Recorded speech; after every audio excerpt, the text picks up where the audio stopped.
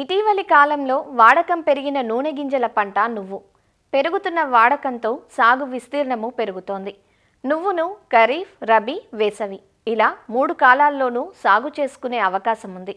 ఖరీఫ్లో పండించిన దానికంటే రబీ మరియు వేసవిలో ఆరుతడి పంటగా వేసినప్పుడు విత్తన నాణ్యత పెరిగి ఎకరాకు 7 నుంచి 8 క్వింటాళ్ల అధిక దిగుబడులు పొందే అవకాశం ఉంటుంది.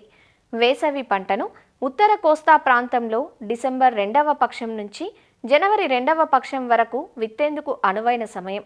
90 రోజుల్లో అందివచ్చే ఈ పంట సాగులో మేలైన రకాలను ఎంచుకొని సమయానుకూలంగా తగిన యాజమాన్యం చేపడితే మంచి దిగుబడులు సాధించే అవకాశం ఉందంటూ రబీ మరియు వేసవి నువ్వు సాగు వివరాలు తెలియజేస్తున్నారు ఆచార్య ఎన్జీ రంగా వ్యవసాయ విశ్వవిద్యాలయం, విజయనగరం జిల్లా కృషి విజ్ఞాన కేంద్రం సస్యపోషణ విభాగం శాస్త్రవేత్త డాక్టర్ శ్రవంతి.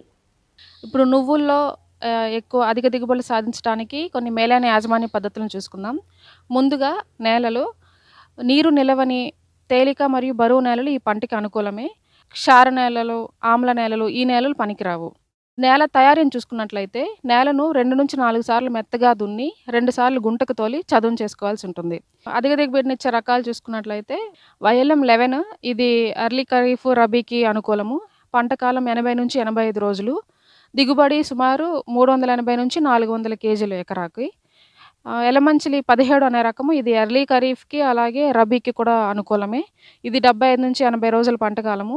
ఎకరాకి సుమారు 340 కేజీల వరకు దిగుబడినిస్తుంది.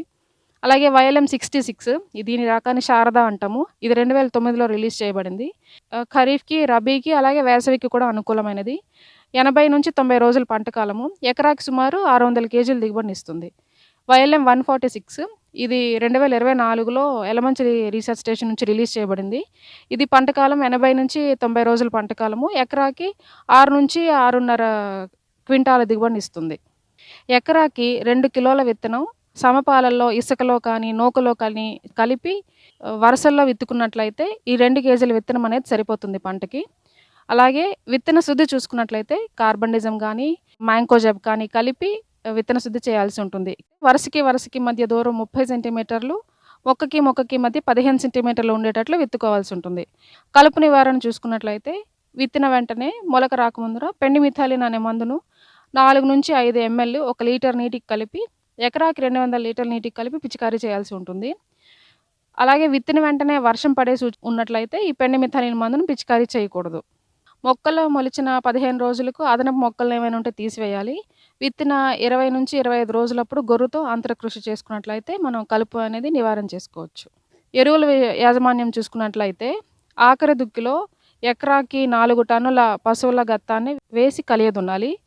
ఎకరాకి 16 కిలోల నత్రజని, 8 కిలోల భాస్వరం, 8 కిలోల పొటాష్ ఇచ్చే ఎరువులను వేసుకోవాల్సి ఉంటుంది. నత్రజని సగభాగమైన నత్రజని, మొత్తం భాస్వరం ఎరువు, మొత్తం పొటాషియం ఎరువును విత్తే సమయంలో వేసుకోవాల్సి ఉంటుంది. నత్రజనిలో 2వ భాగాన్ని విత్తిన నెల రోజుల తర్వాత వేసుకోవాల్సి ఉంటుంది. విత్తిన వెంటనే మొదటి తడి ఇవ్వాలి. పూత మరియు కాయ అభివృద్ధి లేదా గింజకట్టు దశలో తడులు ఇవ్వాలి. విత్తిన తర్వాత 35 నుంచి 40 రోజుల నుండి 55 నుంచి 60 రోజుల వరకు నీటి ఎద్దడి లేకుండా చూసుకోవాలి. నువ్వుల్లో వెర్రి తెగులు మనం ఎక్కువగా గమనిస్తుండడం జరిగింది. ఈ వెర్రి తెగులు అనేది ఎక్కువగా పూత దశలో ఆశిస్తుంది. మన ప్రాంతంలో సాధారణంగా ఆలస్యంగా వేసిన పంటల్లో ఈ తెగులు ఎక్కువగా గమనించవచ్చు. తెగులు సోకిన మొక్కల్లోని పువ్వులోని భాగాలన్నీ ఆకుల మాదిరిగా మారిపోయి కాయలు ఏర్పడకుండా ఉండిపోతాయి.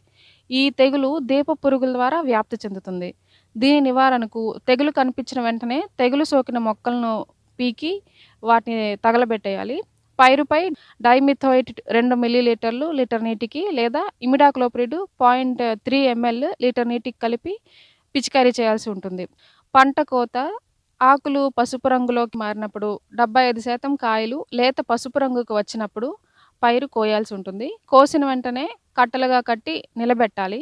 5 నుంచి 6 రోజులు ఎండిన తర్వాత కట్టెతో కొట్టి నూర్పిడి చేయాల్సి ఉంటుంది.